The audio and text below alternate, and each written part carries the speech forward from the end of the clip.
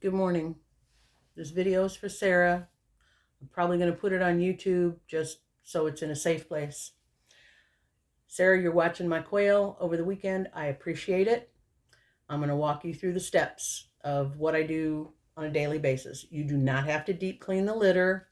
I will take care of that when I get home.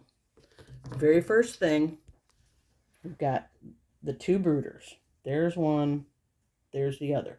This one, that light is your issue, okay? Very first thing you do, unplug it from the extension cord. Okay, it's a heat lamp and it's very hot to the touch. So if you unplug that first and let it sit there and take care of this brooder, then that one, the other one will be cool by the time you're ready to get to it. Okay, move the little lamp out of the way, stick it on the ground. Okay, now they will flap around. As far as I know, they cannot fly yet. So I take care of this one.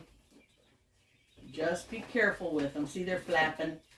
I'm going to take out their water, and they get bedding in it, so that has to be cleaned out every day. And I'm going to take out their food, and they do get some of the pine bedding in that too. They're also on a little, their stuff's on a wooden board, and I take that out. The wooden board helps keep them from getting quite so much mess in there, but they still do it. You need to take this out and wash it off every day, because this crap will get on their feet and will cause problems with their feet. Some of them already have it. I will deal with that as they get just a little bit older. Okay, next thing. We need to take out, scoot them off. We need to take out the heater. And what I do is flip the garbage can lid over. The garbage can has all their feed in it. Lift this out and set it right there. You don't have to unplug it. Move this out of the way. Take some of their bedding. Now this stuff, the bedding is, I need to turn this a little bit. Their bedding is compressed. So, grab a handful and just sprinkle it around. We're sprinkling fresh bedding on the top. Thin layer. You don't need a ton, but we want to make sure that what's on the top is fresh. And if you get clumps, just break them up. They'll all gather on this side because that's where the light is, and they are attracted to the light, like most birds. So do about 3/4 of it, and then turn the bin around. And they will freak the hell out, but they're okay. They're going to follow it along, and they're going to move back to the other side, which I've already laid fresh bedding on.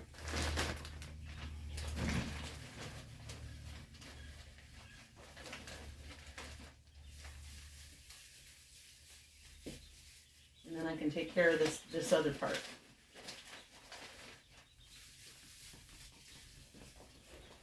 And if you get hard pieces like that, just like it's dark brown. There's a few of those in there. Just pull them out. Okay, it doesn't take a whole lot. There we go. Now I'm just going to I'm not going to use anything wet on this heater. I'm just going to take a paper towel and wipe off the poop. Because they poop everywhere on everything.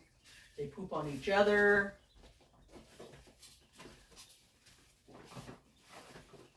Okay.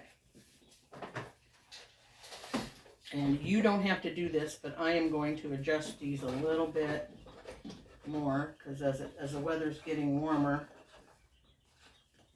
as they get older, I need to wean them off of the heaters. But they're doing pretty good. All right, you don't need to mess with it. Just put this back in. It doesn't have to be perfect. I try and leave space, kind of center it, leave a little more space at the front for them to sit, because, but leave enough space they can get up and down to that side. Make sure the cord is not in the corner, but over on the side so it doesn't get caught in the lid. Put the lid back on. For some reason, that comforts them.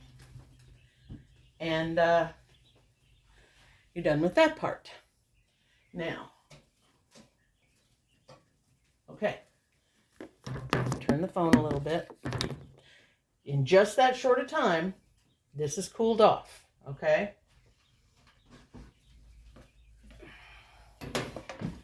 Lift it down, and I just sit it on the floor.